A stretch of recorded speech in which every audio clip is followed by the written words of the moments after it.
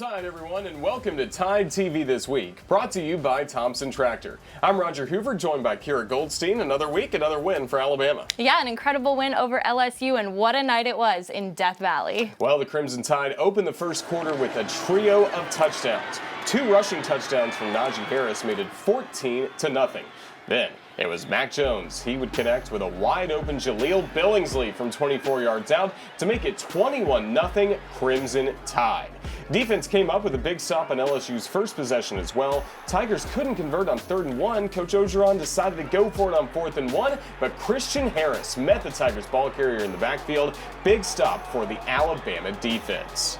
The second quarter belonged to Devontae Smith. The senior wideout had 194 receiving yards and 3 touchdowns in the second quarter alone. The first was this one right here, a 65-yard touchdown, which made the score 28-7.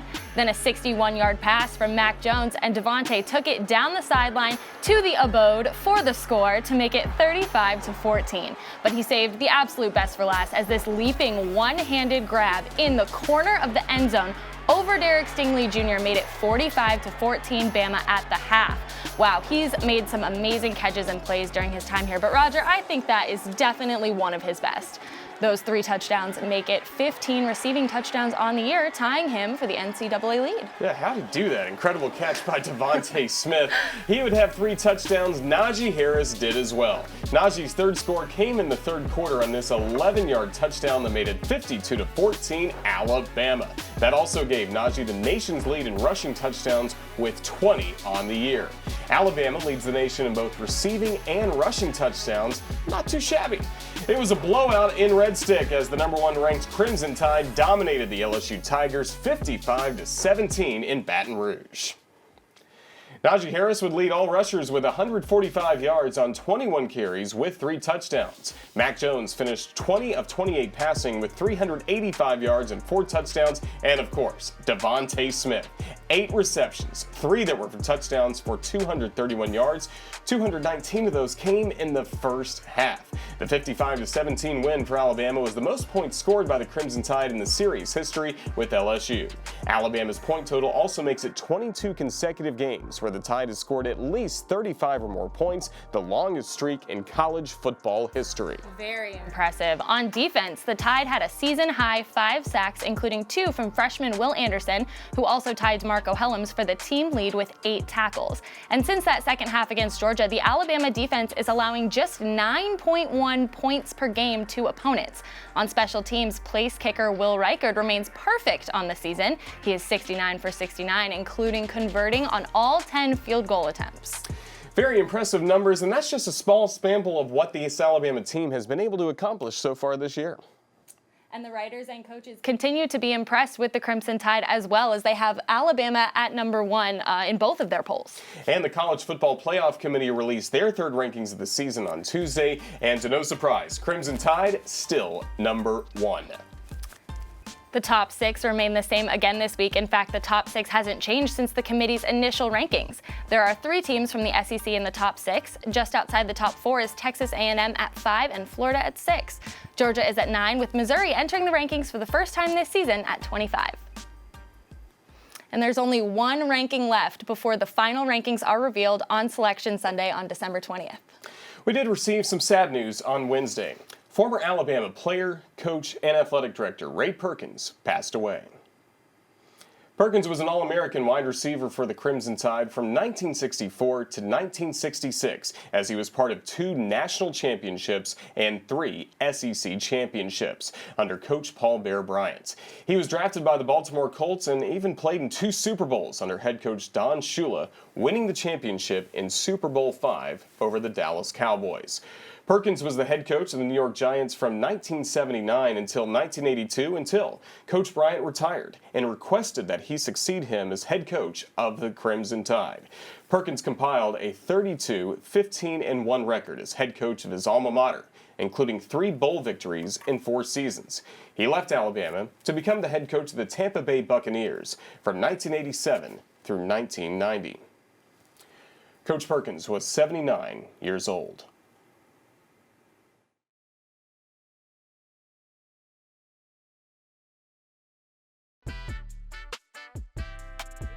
Louisiana Saturday night in Tiger Stadium for the Crimson Tide. Number 1 ranked Alabama dominated the LSU Tigers 55-17. The 55 points scored by the Crimson Tide were the most ever by either team in series history. A dominating victory for the Tide as Alabama led 45-14 at the half. It was also the Crimson Tide's 9th win in the last 10 meetings against the Bengal Tigers. Let's take an all-access look back at the beatdown in Baton Rouge, brought to you by Legacy of Hope. Welcome, everybody. Tiger Stadium, Baton Rouge, Louisiana. Alabama comes in with a record of 8-0. LSU 3 up and 4 down. Your prayers bring down on me. I bring fire, the rage in me. Everybody riding together. Everybody, man. If you hop in that car with me, you better be riding. Let's eat, y'all boys. Let's go. Set you free. For a decade, this has been the marquee game in this conference, and Alabama wants to snuff it out right away. Najee goes right, goes left, goes right, goes left, goes into the end zone. Touchdown, Alabama! But that offensive line just cleared them out. So it's 4th down and inches. Finley now underneath his center. Handoff, no! I don't believe they got it. Alabama stops him. Wow. What a stop. Christian Harris was the first guy there. Najee Harris. Big pile up at the goal line. No signal yet. After review, the runner stretched the ball across the goal line with possession, resulting in the touchdown. And he's in trouble immediately. Tries to escape left side. Will Anderson and others were there to put him down. 4th down and a yard, going for more. The throw is out to Billingsley for an easy first down. He wants more right here. Got it. Gonna go long, got a wide open touchdown to Billingsley. And all of the LSU players are looking at each other, said, I thought you had him. No, I thought you had him. No, he had him. Mac Jones perfect so far. This season or this game? Just this game, but he's close to perfect on the season. Loads up behind the defense. Here's Devontae.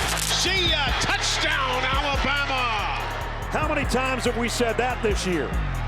A lot. Mac loads up near side. Deep for Devontae Smith in stride again. Touchdown, Alabama.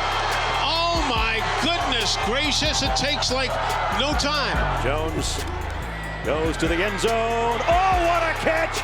Devontae Smith. Touchdown, Alabama. Holy cow. Makes an unbelievable touchdown catch.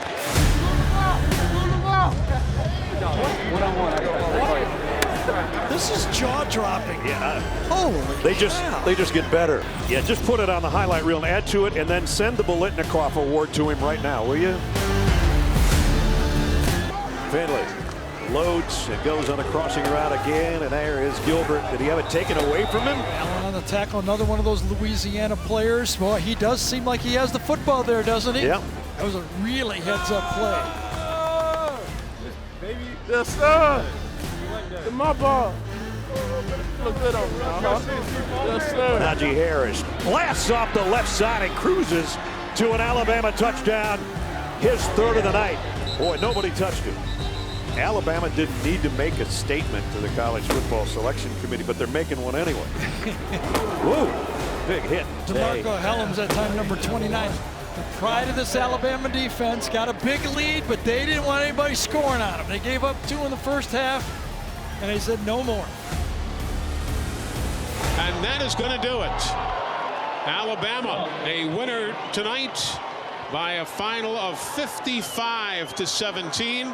We saw some emotions from your players, perhaps both good and bad as that game wore on. How have you taught them to channel that appropriately as this season has progressed? Well, you want guys to play with emotion, but you really don't want them to be emotional, because when you get emotional, you make bad decisions.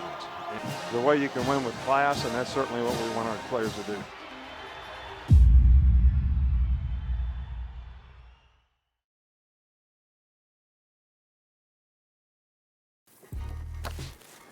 Welcome back to Tide TV This Week, brought to you by Thompson Tractor. Originally scheduled for last weekend, number 1 Alabama will instead travel to Fayetteville this weekend to take on the Arkansas Razorbacks. Alabama leads the all-time series against Arkansas 23-7 and has won 13 in a row against the Razorbacks. For a preview of this week's matchup between the Tide and the Hogs, our Christopher England joins us now. Christopher? To preview this week's matchup between #1 Alabama and the Arkansas Razorbacks, I'm joined by former Alabama and NFL quarterback and current Crimson Tide Sports Network analyst John Parker Wilson. It's great to see you, John Parker. You too, man. Another win. Good to be back with you. Yes, sir. Before we preview this week's matchup, talking about that win, how about that win over there over LSU and Death Valley, man? That's about as good as it gets, isn't it? Yeah, it really is. Complete game. I think offense, defense, and special teams all played pretty well. You know, a couple bad plays on defense led to 14 points for their team. But besides that, I think we played well all day long. Offense doing what they've been doing all year, scoring a lot of points. And I think defense is playing well like they have been really the second half of the year. So good things to see as we move in to this latter part of the season. Yeah, like you said, other than a couple of plays, Alabama seems to be clicking on all cylinders right now. Now, the Razorbacks, they enter the matchup 3-6, but they have 3 losses by a combined 7 points. They're just a few points or a few plays away from being 6-3 under first-year head coach Sam Pittman. Just how improved are the Razorbacks? You know, they look good. They're playing close games. They're playing with passion. They're playing with a lot of emotion. And right now, where they're at in their season, look, they're getting ready for next season. They want to see who they got, who are the leaders, what's going on. So you got to come into this game with Alabama knowing that they're going to fight. They're going to play to the very end. It's going to be, I think, a different emotion than what we saw last week against LSU, because this Arkansas team with Coach Pittman, they're playing strong, and they're now going to see who's going to be the playmakers for next year also. On offense, the Razorbacks have former Florida quarterback Felipe Franks that is 5th in the SEC in passing yards at just 224 a game. But last week against Missouri, KJ Jefferson got the start due to Felipe being injured, and he accounted for 4 touchdowns, 3 through the air and 1 on the ground. Franks is expected to be a game-time decision. You know, the Razorbacks also, they're dead last in the SEC in time of possession, but they can score quickly. What are your thoughts on this Razorback offense? They can definitely score quickly, and not knowing what quarterback you're going to face is just going to add another wrinkle to what Pete Golding and Coach Saban are doing, going to get ready for this team. So you got to prepare for both quarterbacks. You don't know exactly what you're going to get.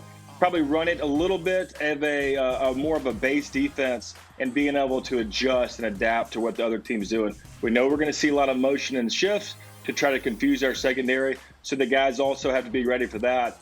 But, you know, this secondary to me is playing well. Malachi Moore, we've seen both of the cornerbacks play pretty well. They're going to have another good game against Arkansas because this team can push the ball downfield. Well, the Razorbacks have the nation's leading tackler in Grant Morgan, but he is questionable for this matchup against Alabama due to a knee injury he sustained late in the third quarter last week against Missouri. We know what it's like to be without your signal caller, and also the Razorbacks have given up almost 1,500 yards in their last 3 games against Florida, LSU, and Missouri. They are tied for the league lead in interceptions with 13 and lead the conference in turnover margin at +8, but this defense for the Razorbacks seems to be hobbling into this matchup against the SEC's top offense.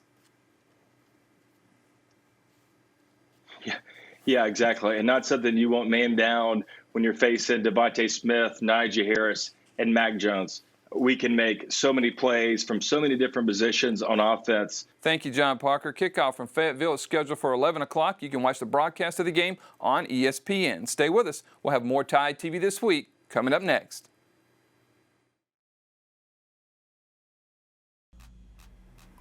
Welcome back. Let's now take a look at our Crimson Tide in the NFL Players of the Week, brought to you by BBVA. This week we go with a pair of rookie quarterbacks. In his 5th start for the Miami Dolphins, Tua Tagovailoa passed for a season-high 296 yards with 1 touchdown and no interceptions as the Miami Dolphins improved to 8-4 with a 19-7 win over the Cincinnati Bengals. And playing for the Philadelphia Eagles, Jalen Hurts threw his first NFL touchdown pass against the Green Bay Packers on Sunday. Inserted into the lineup for Carson Wentz, Hurts outperformed Wentz as he finished 5 for 12 for 109 yards and a touchdown.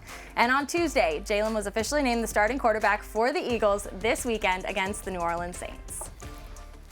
How cool is that both Tua and Jalen now here on the same team at Alabama? Now they'll both be starting this weekend in the NFL. Yeah, you know, they are the first pair of quarterbacks from Alabama to start in the NFL and both get touchdowns on the same day since 1983. That's awesome to see.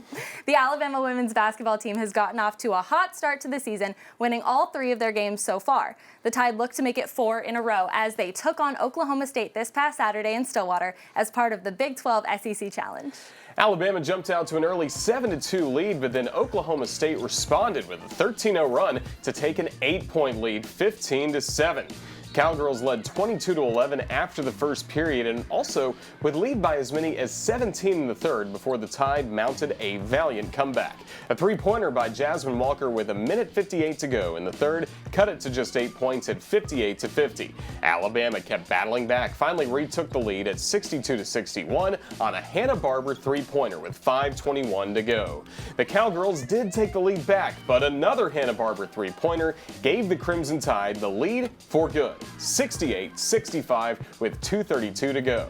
Barber was clutched down the stretch as she closed out the game with 6 consecutive free throws to secure the win for Alabama over Oklahoma State. Final score 76-72.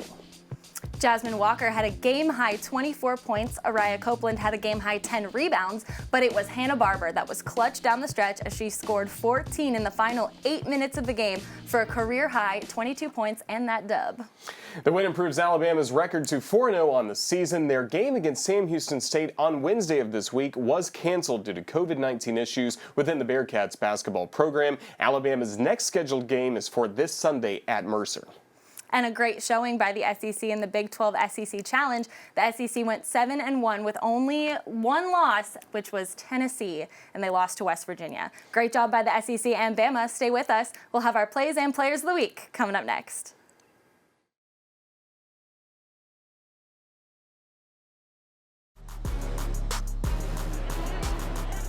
Mac Jones going deep. Devontae Smith is gone. Touchdown, Alabama. Deep for Devontae Smith in stride again, and goodbye again. Devontae Smith touchdown. Shanahan watching, handoff, no! I don't believe they got it. Alabama stops them. That was close. Bama just stuffed the LSU Tigers, and that will knock you down a peg right there. Jones goes to the end zone. Oh, what a catch! Devontae Smith, touchdown, Alabama. Holy cow. This is jaw-dropping. Yeah, you don't even know what to say sometimes. No. One-handed to two. Unbelievable. Copeland into Barber at the top of the key.